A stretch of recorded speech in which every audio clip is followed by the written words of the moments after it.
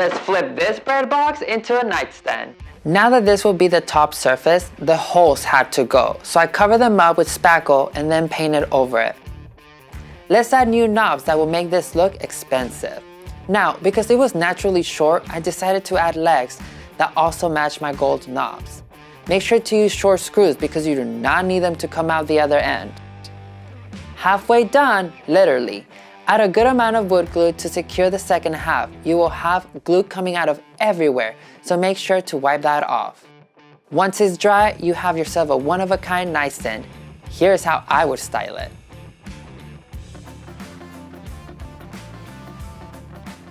Watch me turn this bowl into a table.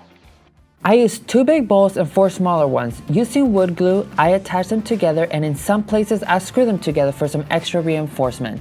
Another trick is to sand the edges where the glue will go to remove the shiny layer and expose the wood for a stronger hold. The small bowls will make spheres in between the 2 big ones, but I ended up with small gaps, so I used spackle to fill that in. And I love that I know when it's dry because it changes colors. I came across this terracotta color and it couldn't be more perfect for the base of the table. Oh, here I go again, wood gluing to attach the top half. And when in doubt, just keep wood gluing. Now, let's add the tabletop to finish it off. The hard part that I didn't show was finding the center. Here's my styling, it is perfect for a reading corner. I'm going to transform this into a planter. I found this bamboo plant holder, and with a drill bit, I made a hole in the center.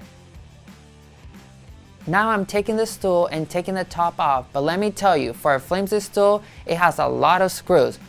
Screw here, screw there, screws everywhere. Finally, done.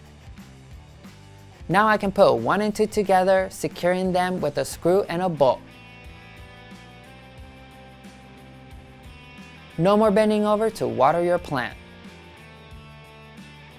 Here's all the pieces we've transformed. Which one is your favorite? There you have it, flippers. I hope I've inspired you to get creative and turn your own trash into treasures. My name is Eduardo, and if you want to see what we flip next, subscribe to our page and follow Flipped, a series by Blossom. And we have new episodes every Monday, so see you there!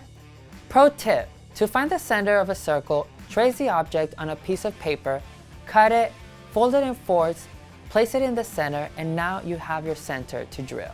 Happy drilling!